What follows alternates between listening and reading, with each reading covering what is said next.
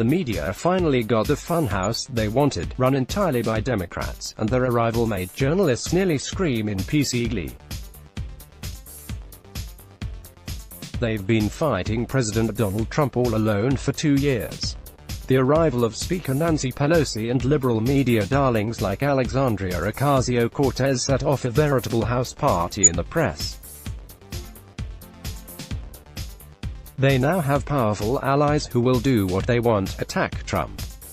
It was a triumphant return to power for new House Majority Leader Nancy Pelosi, a new era and an earthquake in Trump world. CNN even called it girl power, and pretended she was reaching out in a non-partisan way to women of all parties. The network actually took her out to her native Baltimore to get ice cream from her favorite ice cream shop. Click here to get more from Dan Gainor. ABC's senior national correspondent Terry Moran emphasized that for the first time President Trump entering his third year as president is gonna face an opposition with real power in Washington. Apparently 24/7 press opposition wasn't enough. Click here to get the Fox News app. The Washington Post didn't hide its feelings about the power switch. Pelosi seeks a return to normalcy, but an unpredictable president may not comply.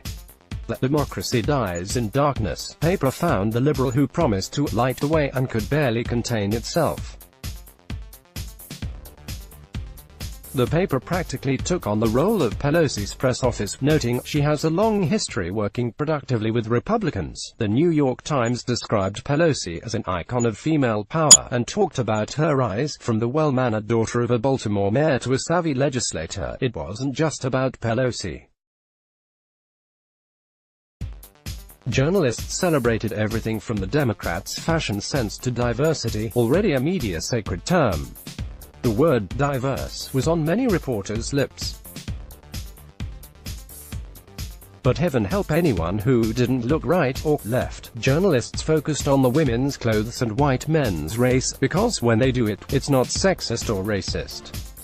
Politico's Congress reporter Rachel Bates skewered the white Republicans in their dark suits. Sitting above the chamber, you see the stark contrast in color by the way the GOP. Almost all white men. The Dem side is speckled with pinks and purples and greens being worn by the historic. Washington Post fashion critic Robin Givens celebrated the Democrats' fashion sense. She declared, fashion was not merely a footnote, it was a rallying cry, a defiant gesture, a point of cultural pride, a glorious, theatrical declaration of self. It was white suits and pink dresses, Native American artistry, a Palestinian thobe, a kente cloth stole, a hijab and a skin-tight pencil skirt, with the first L being liberal is a fashion statement. Point 2. Wall versus shutdown. The government shutdown and the border wall continue to vex the media, who see no reason for either. This was obvious when Trump held a short briefing in the press room and journalists freaked out that he didn't take questions. CNN called it Trump's press briefing. That wasn't. Majorite summed up the press room reaction with this: White House reporters heckled Trump after speech. The point of the briefing room is to take questions. Theoretical GOP consultant Rick Wilson took the opportunity to mock the Republican base. He told CNN's Don Lemon, "The wall has always been a con for Donald Trump's credulous Rube 10-toothed base." One commentator said it was time for the GOP to change the president's diapers. The New York Times gave an entire page in its Sunday review for an essay by legal immigrant activist and sometime journalist Jose Antonio Vargas.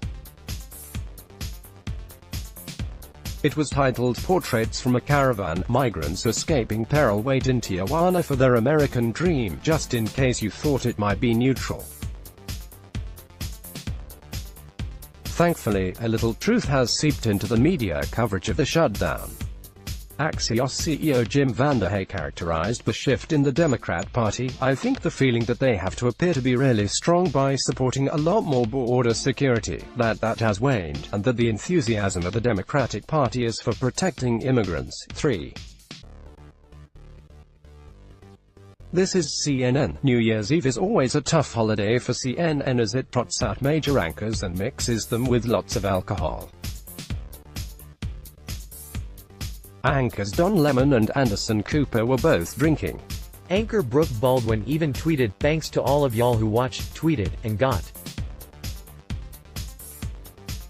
CNN reporter Randy Kay kicked off New Year's Eve by drinking champagne through a bong made out of a snorkel. Art journalism. Then there was the self-absorbed segment with New Day co-host Alison Camerota, who was upset about the social media posts of a retired American Marine arrested by Russia for alleged spying. Why? Because he posted just drinking coffee and watching fake news, as he was pictured in front of a giant CNN logo. Camerota was actually interviewing the man's twin brother, and rather than show sympathy over being arrested by Russian thugs, she fixated on the arrested man's disdain for CNN. "I'm not taking this personally that he's pictured with CNN, but I just am wondering, is this a statement on his part somehow," she claimed, though it was obvious she took it personally. Then again, the press always takes criticism personally.